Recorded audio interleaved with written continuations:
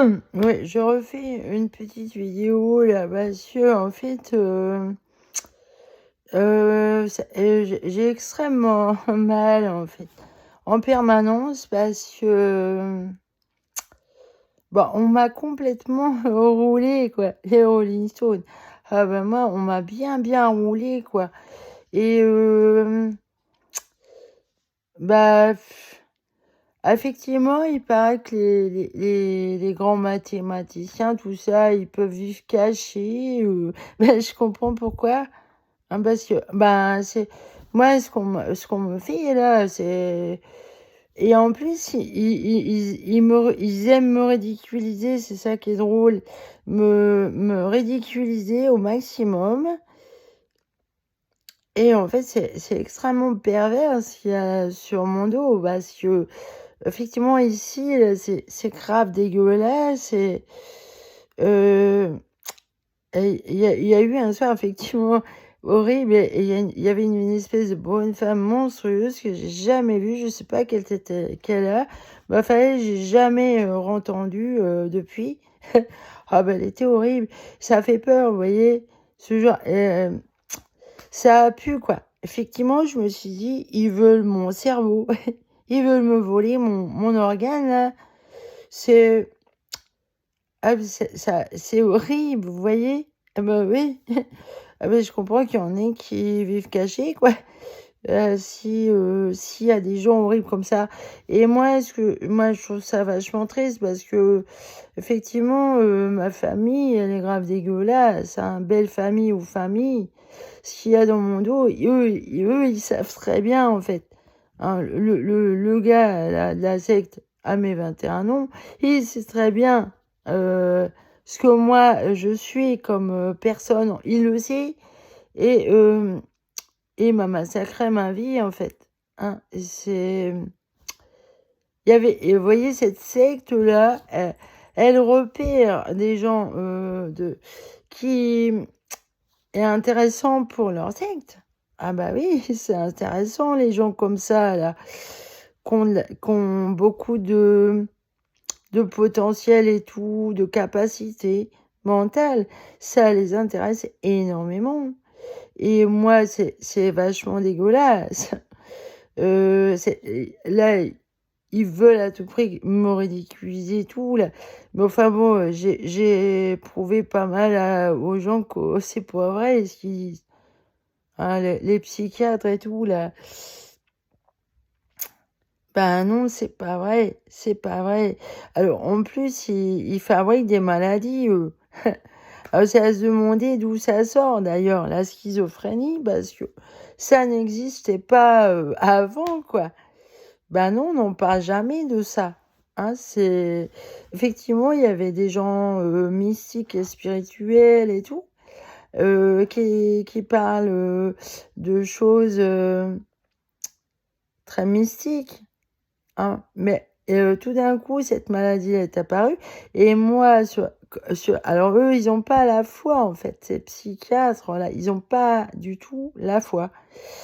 Et moi, au début, je disais: «Mais non, c'est pas vrai ce que vous dites. Moi, je suis pas ça, je suis une mystique, quoi». Voilà et bah, à la fin, ils ont réussi à me faire dire que oui. Après, c'est vrai, je me suis dit: «Bon, pourquoi pas, peut-être, j'en sais rien». Vous voyez, j'ai un côté, assez humble, mais en fait, ce que je m'aperçois là, c'est qu'ils ont abusé de ça et en fait, ils m'ont torturée avec ça. Ils m'ont torturée et les médicaments, mon Dieu, ça m'a empêché d'y voir clair. Parce qu'effectivement, mon ex là, il est monstrueux. Heu, c'est au bout du 20 ans que je m'aperçois de la monstruosité, de ce gars-là. Heu, c'est une horreur, vous voyez? Parce que je lui ai quand même fait un enfant et bah, moi, si j'avais vraiment eu conscience de tout ce qui allait se dérouler, bah, effectivement, je l'ai rencontré dans un moment où j'étais, mentalement assez fragile parce que, j'avais quitté mon monastère à cause d'une histoire d'amour qui a pas pu se faire. Ah voilà. Et ce gars-là, en plus, dont j'étais amoureuse, il allait mourir. Il avait le sida, quoi. Voilà. Donc, il allait mourir. Parce qu'en plus, à l'époque, on soignait pas spécialement bien ce truc-là. Vous voyez? Il y a 20 ans de ça. Donc, malheureusement, ça a été dramatique. Et moi, je me suis retrouvée sans argent, sans rien, en fait. Euh, Chez mes parents, effectivement, je suis partie. Et alors, au bout d'un an que j'étais chez mes parents, j'en ai eu marre de mes parents. Bah, c'est normal. Quand vous avez 28 ans comme ça, là, c'est pas tellement une situation confortable d'être chez ses parents. Surtout avec l'autisme, justement, tout ça, puis cette sensibilité. Euh, L'autre jour sur Internet, j'ai répondu à un message d'une personne autiste qui se plaint de ses parents, justement, qui la diminue sans arrêt, la pauvre. La personne comme ça. Effectivement, l'autisme, j'ai l'impression que il s'est pas bien compris par les gens que ça. C'est pas bien compris et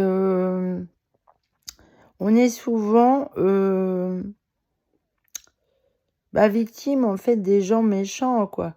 Ils comprennent pas. Non, ils comprennent pas. C'est l'autisme. Hein, c'est.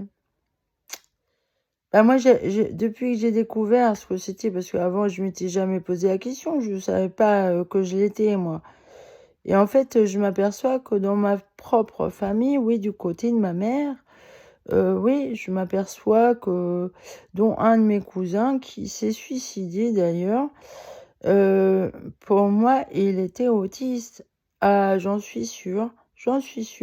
Et justement, c'est quelqu'un de très doux, très doux, pas agressif du tout, vraiment gentil et très manuel, de ce que m'a dit sa sœur. Il avait un côté très artiste. Oui. Et moi, je pense que ma mère, effectivement, elle l'était, oui.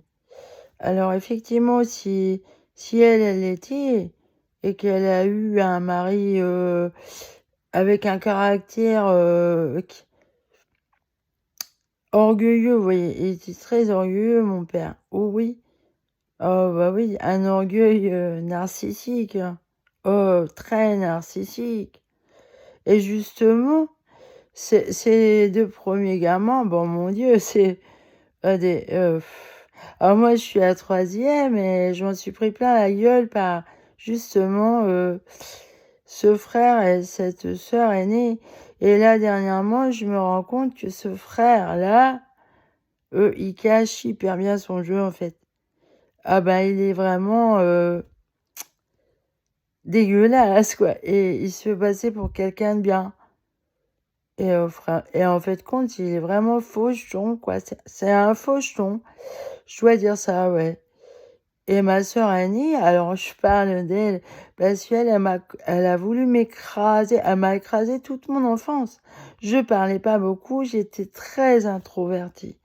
Et mon Dieu, le martyr, en fait, que j'ai subi dans cette famille, avec ce frère et cette sœur au-dessus de moi, ça a été un calvaire. Je veux dire, cette sœur-là, elle avait un caractère pourri, comme son père.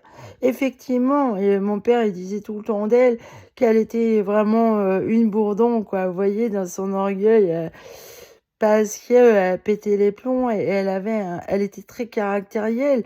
Le matin, fallait pas parler. Euh, c'est- et moi, je parlais pas beaucoup, en fait.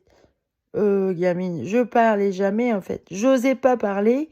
Et quand je me mettais à parler, j'étais tellement gênée quand je parlais que je parlais lentement avec un accent belge.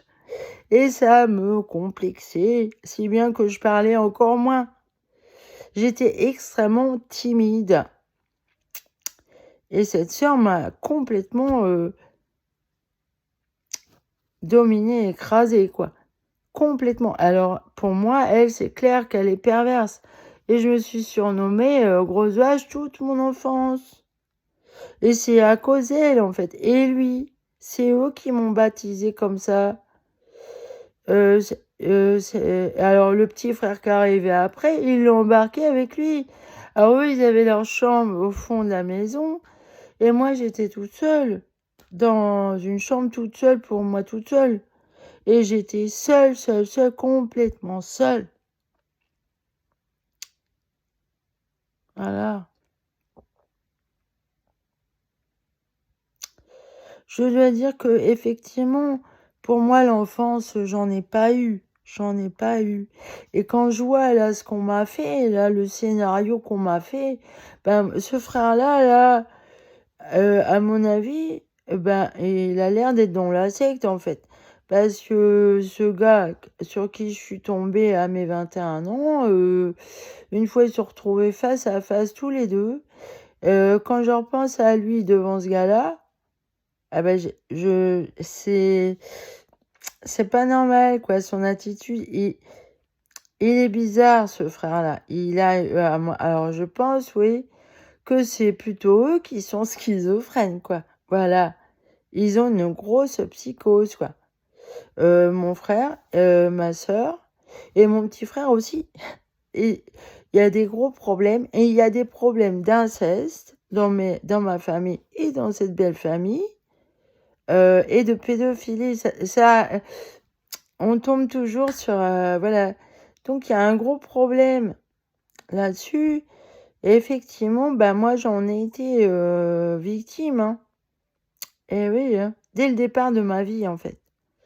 C'est pour ça qu'une fois j'ai demandé à mon frère, est-ce que ce beau-frère-là, là, il était déjà dans la famille quand moi je suis née, vous voyez? Ah ça je ne sais pas, mais parce que ce qui a pu se produire, oui, c'est effectivement si ce gars-là était comme ça et parce qu'ils nous ont connus, il nous a connus tout petits, lui, l'instituteur. Bah, c'est gravissime, quoi. Et moi, ce qu'ils m'ont fait, là, mes frères et sœurs, bah, c'est sacrément méchant, parce que je me suis quand même appelée grosse vache toute mon enfance. J'ai supporté ce caractère pourri de cette sœur perverse. Et ce frère aussi, faucheton et lâche. Et ils m'ont chié dessus, en fait, hein, tous. Alors, pour eux, je suis folle, ceci, cela, mais non.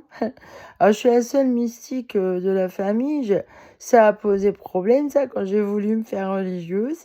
Mais finalement, moi, j'ai quand même vachement mieux kiffé les gens que j'ai rencontrés dans le milieu religieux. Ah, ben, il y avait plus d'humanité, on va dire. Oh, bah, carrément. Et puis, le monastère où j'étais, ils étaient beaucoup plus intellectuels, vous voyez. Parce que là, la famille que j'ai eue, ils sont bêtes. Ah ben, ils sont extrêmement bêtes. Mon ex, là, il est très bête aussi. Ah, ce qu'il m'a fait. Et puis sa belle famille aussi, mon Dieu, ce qu'ils sont bêtes. Ah, c'est lourd, quoi. Alors, j'en parle aussi dans une autre vidéo. C'est pour certains enfants, j'ai pitié d'eux. Parce que je sais ce qu'ils vivent comme calvaire. D'être tout seul, à être intelligent dans une famille de betteraves, quoi, où ils sont bêtes sans arrêt. Voilà, c'est être le martyr comme ça. Alors avant moi, là, j'ai une autre sœur et un autre frère, mais on n'a pas vécu ensemble. Je les ai pas connus en tant que... Ils sont beaucoup plus grands que moi, donc... mais j'ai un autre frère, oui, il a vécu un calvaire, mais justement, c'est avec mon père, qui est un gros pervers narcissique. Hein. Alors, c'est normal que ça l'a pas fait avec son beau-fils. C'est normal. Parce que c'est vrai que, bah, c'est pas... bah, je comprends bien que il a dû souffrir un martyr. Oui, je le plains, mais moi-même, j'ai supporté un calvaire. Un calvaire. Et cette sœur, une fois, ben, j'étais beaucoup plus grande.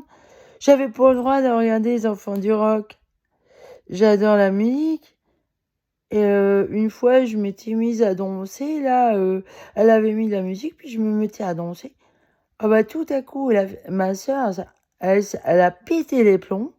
Elle m'a attrapée et elle m'a mise sous la douche froide.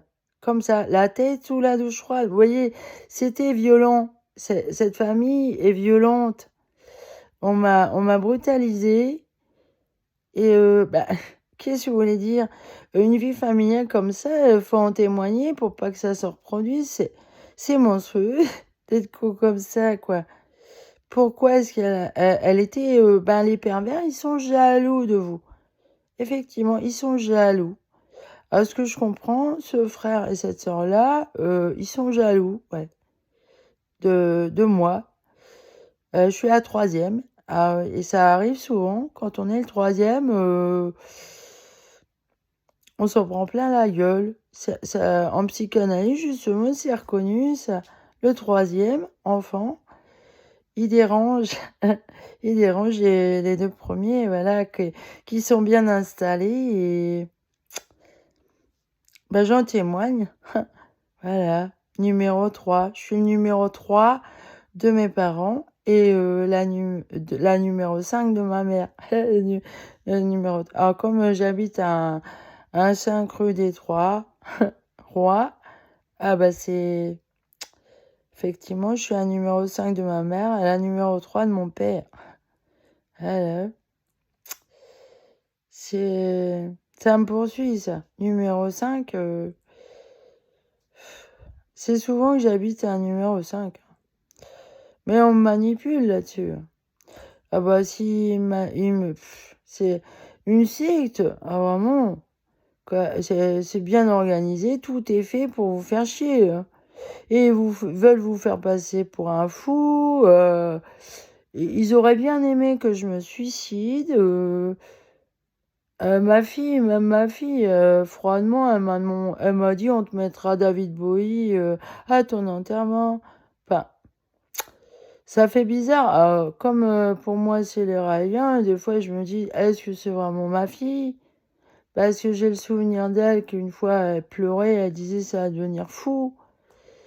Et qu'elle a dit que son père était dégueulasse aussi. Alors maintenant, comme bah, des fois je ne sais plus sur quel pied danser et je la vois jamais. Donc effectivement, ça me pose question. Mais je saurais reconnaître ma vraie fille, effectivement. Parce qu'il y a les cicatrices, hein. Il y a les cicatrices. Parce que la mémoire, en fait, justement, l'histoire de cette puce-là, reliée au cerveau et tout, bah, ils prennent la mémoire, voyons. C'est ça qu'ils font. Ah, ils volent quelque chose à quelqu'un. Et voilà, la puce, elle peut servir pour une autre personne. Ou ils sont très malsains. Les Raéliens sont très malsains. Alors, ils touchent à la technologie, à la chirurgie, à la biologie, tout ça, à la génétique. C'est très pervers et ils me dégoûtent. Alors, moi qui ai la foi, qui suis très spirituelle, ça me dérange, les gens comme ça. Ils sont immondes. Il faut mieux en parler. Méfiez-vous parce que je pense qu'ils sont bien implantés dans le monde entier, hein. Et le milieu médical, il le squatte pas mal, hein. Ah bah là, c'est très pervers. Moi, je dis aux gens, méfiez-vous, effectivement. Moi, ce dont je suis témoin, là, c'est que c'est des gros porcs dégueulasses. Ah oui. Ah, vous avez plus de vie, là. Vous avez plus de vie avec eux.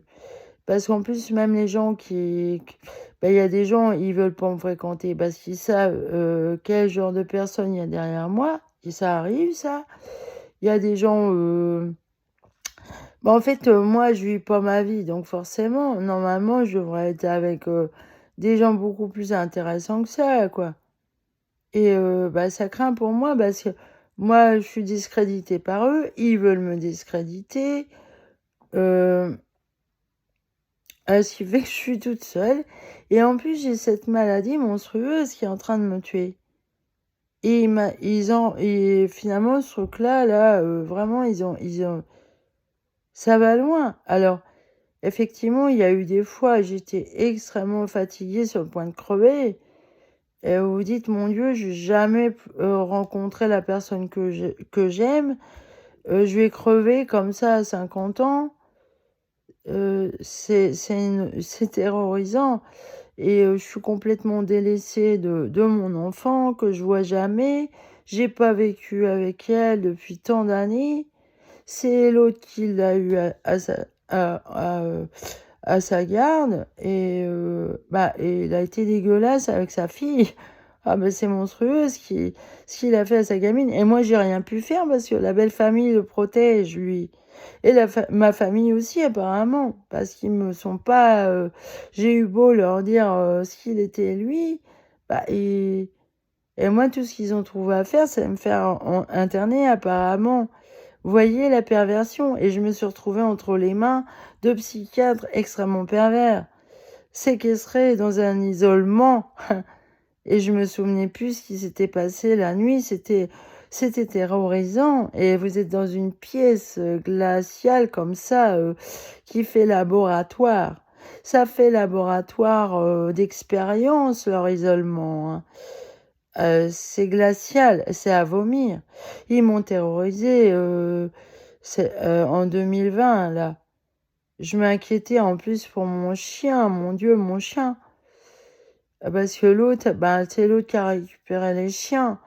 Et là, le berger blanc suisse, mon Dieu, j'ai pas pu la sauver, elle, mais je crains le pire pour elle, oui. Alors, les deux chiens, la Mia et Lucky, ils sont morts l'an dernier. Ils ont fini par les assassiner. Alors, effectivement, c'est... Souvent, je pleure quand je pense à eux, ouais. Ou à ma fille aussi, hein, mais... ouais, je pleure énormément des fois, oui. Parce que faut voir dans quel état j'ai récupéré Mia. C'est... faut voir comment le gars, il a dégénéré sur le plan de l'hygiène, rien que l'hygiène, et qu'il est pas sérieux sur le plan de la bouffe. Alors effectivement, le chien, il crevait de faim, c'est tout maigre, cardiaque... dans une maison dégueulasse,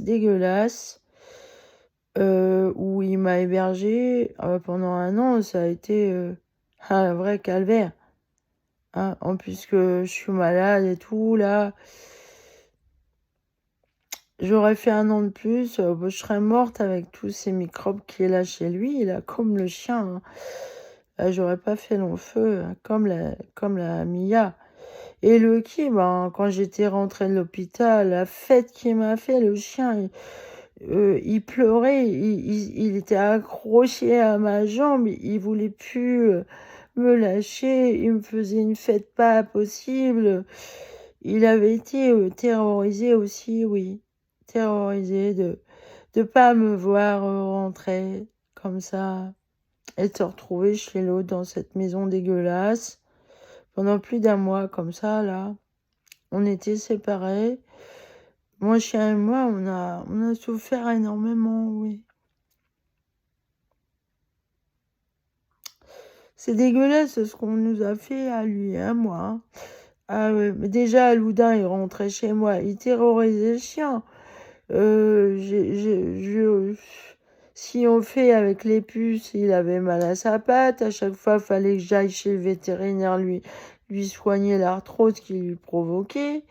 Et une fois, j'avais retrouvé le chien, il pleurait, il avait des larmes, il se collait à moi tellement il était terrorisé par le voisin. Ils sont très méchants, ces gens-là, extrêmement méchants. Ils sont d'un sadisme insupportable, effectivement. Voilà, je témoigne, ils sont trop méchants, quoi. Faut le dire, comment ils sont méchants et terrorisants. Salut.